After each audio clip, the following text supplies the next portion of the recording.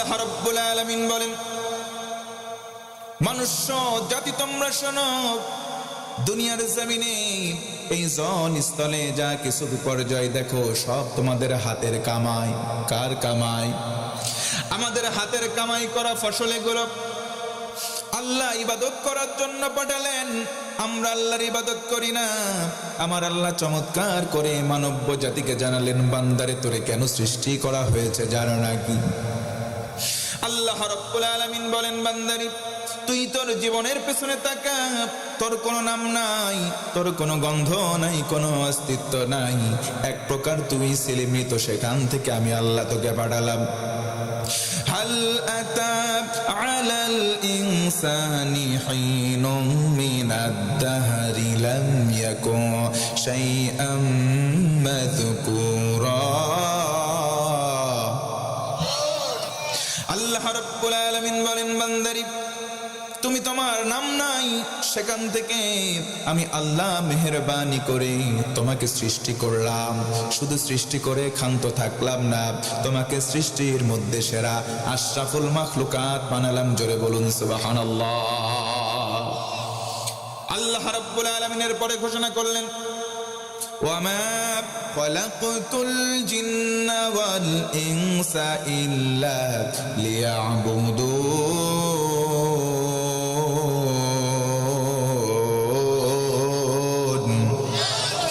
আমার আল্লাহ বলেন, ও বান্দা কেন সৃষ্টি করলাম? সৃষ্টির মধ্যে শ্রেষ্ঠ মর্যাদা দান করেছি, একমাত্র দাসত্ব করবা, গোলামি করবা আমি আল্লাহর।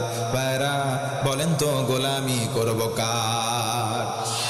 গোলামি করার প্রথম শর্ত হলো কোরআন মানব। কেউ যদি কোরআন মানে, তিনটা পুরস্কার। নাম্বার 1, 1 নম্বর সম্মান বাড়িয়ে দেওয়া হয়। 2 নম্বর তাবারাকাউল হায়াত, তার জীবনে বরকত বাড়িয়ে দেওয়া হয়। 3 নম্বর হলো তাজকিয়াহুল হায়াত, জীবনে যত গুনাহ হয় কোরআন মানতে গিয়ে সকল ছোট ছোট গুনাহগুলো আমার আল্লাহ কোরআন মানার কারণে তার মাফ করে দেয়। আমার মুসলমান বন্ধুগণ যারা এখানে আমরা স্বামী আছি, ও মুসলমান মনোযোগ বাড়ান। স্বামীদের কিছু দায়িত্ব বউদের প্রতি আছে, বউদেরও কিছু দায়িত্ব স্বামীর প্রতি। জোরে কন্ত আছে না নাই? কিন্তু আজকে আমরা মা বোনদের কাতারতে বলতে চাই, ও আমার মা, ও আমার বোন, আজকে আপনাদের প্রতি আমাদের কি দায়িত্ব আছে? একটা একটা করে আমরা আমাদের দায়িত্বগুলো সম্পর্কে জেনে সচেতন হতে চাই। কারণ আমরা সংসার টিকাতে চাই। অনেক মা বোন স্বামীর কথা শাশুড়ির সঙ্গে লাগায়, আবার শাশুড়ির কথা স্বামীর সঙ্গে লাগায়। দুইজনের লাগালাগি করে শয়তান ওয়াসওয়াসা দিয়ে সংসারটা জাহান্নাম বানায় দেয়। স্বামী কি করে না করে? শাশুড়ির সঙ্গে লাগায়, স্বামী সারাদিন বাড়ি থাকে না। আবার স্বামী যখন আসে রাত্রিতে যখন একসঙ্গে থাকে, সারাদিন শাশুড়ির সঙ্গে যা কিছু করে একটু না হোক আর একটু বাড়ায় বাড়ায় স্বামীর কাছে বলে, মায়ে বেটার মধ্যে সংঘাত লাগায় দেয়। কথা বলেন ঠিক কিনা? এমন কিছু কুলাঙ্গার শয়তান আছে যেগুলোকে সন্তান বলা যাবে না। বউয়ের কথা শুনবার পর মাকে ঘর থেকে বের করে দেয়, বাবাকে বলে, বুড়া তুমি বেশি বোঝো, বেশি ভগর ভগর করবা না। আমি বলবো, ভাই বাপরে এই কথা বলো না, বাপ বেশি বোঝে না, যদি না বুঝতো তুমি দুনিয়াতে আসতা না। আমার বন্ধুগণ মনোযোগ বাড়ায় দেন। ও আমার মা, ও আমার বোন, তুমি রমণী ছিলা, এক সময় বুড়া হয়ে যাবা, আবার এক সময় কবরের হবা। আজকে আপনি যার বেটার বউ হিসেবে গ্রহণ করলেন, ও যারা শাশুড়ি আছেন, বেটার বউ একেবারে রেডিমেড হয়ে আপনার বাড়িতে কাজ করার জন্য আসে নাই। আপনার বাড়িতে একটা মেয়ে থাকলে অন্যের বাড়িতে গিয়ে সেও কিন্তু বেটার বউ হবে। কথা বলেন ঠিক কিনা? তার মানে বোঝা গেল আপনি আপনার সার্ভিসটা পুরো দমে নিতে চান। আপনার মেয়েকে তারা কাজের লোক বানাবে, আপনি এটা চান না। কিন্তু আপনি অন্যের বাড়ির মেয়ে বেটার বউ করে নিয়ে এসে সব কাজ করায় নেন। এটা কেমন করে চান? অন্যের বাড়ির মেয়েকে মেয়ের সম্মান দেন, দেখবেন আপনার মেয়ে অন্য বাড়িতে গিয়েও মেয়ের সম্মান পাবে। কথা বলেন ঠিক কিনা? আল্লাহ রাব্বুল আলামিন শ্রমিকের কামায়ে বরকত দেন। শ্রমিক যারা হয় তাদের বন্ধু আমার আল্লাহ। মুসলমান চিৎকার করে বলা যাবে কি একবার সুবহানাল্লাহ? এমন একটা শ্রমিকের গল্প আপনাদের সঙ্গে বলতে চাই। আল্লাহ নবীর জামানে নবীজি কোরআন হাতে নেন, মানুষের মাঝে দাওয়াত দেন। কেউ কেউ কোরআনের দাওয়াত শুনে কালেমা পড়ে মুসলমান হয়ে যান, আবার কেউ কেউ নবীকে পাগল পাগল আখ্যা দিয়ে নবীর থেকে দূর দূর করে দূরে সরিয়ে দেয়। নবীজি আমার এক সময় কোরআনের দাওয়াত দেন, কাফেররা সিদ্ধান্ত নাই মোড়ে মোড়ে দাঁড়াও, দূর দূরান্ত থেকে যারা আসবে তাদেরকে বলো আমার এলাকায় একটা পাগল আছে, নাম তার মোহাম্মদ।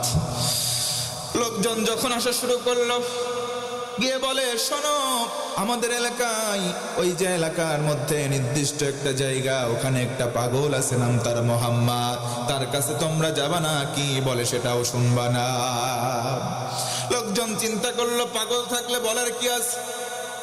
পাগল যখন বলল এত দূর থেকে আসলাম, পাগল না দেখে আমরা আমাদের বাড়িতে ফিরে যাব না। গণ সুবহানাল্লাহ। আপনি মানুষকে যত বারণ করবেন সেই বারণের দিকে মানুষের আকর্ষণ বেড়ে যাবে। কথা বলেন ঠিক কিনা? সবাই সিদ্ধান্ত নিল পাগল দেখতে যাই, কানের মধ্যে আঙুল দেব, পাগল কি বলে শুনবো না, দূর থেকে পাগল দেখে চলে আসব। বিদেশিরা যখন কাছাকাছি এসেছে, নবীজি আমার দ্বিপ্রহরের সময় বসে আছেন, কিন্তু চারিদিকে রৌদ্রোজ্জ্বল পরিবেশ, কোনো ছায়া নাই। নবীজি যেখানে বসা আছেন, কোথা থেকে যেন এক খণ্ড মেঘ এসে আমার নবীকে ছায়া দেয়। এই দৃশ্য দেখে তারা থমকে জায়গায় দাঁড়িয়ে যায়। বলা যাবে কি আল্লাহু আকবার? জায়গার মধ্যে তারা দাঁড়িয়ে গেল, সিদ্ধান্ত নিল, আরে এ কেমন পাগল? পাগল যদি হবে মাথায় থাকবে জ্বর, পরনে থাকবে সালা কিংবা চট। এত সুন্দর পাগল, এত সুন্দর চেহারার পাগল আমরা তো জীবনেও দেখি না। একবার সূর্যের আলোর দিকে তাকাই, আবার নবীজির চেহারায় তাকাই, বলতে বাধ্য হয় আমরা জীবনেও এত সুন্দর পাগল দেখি নাই।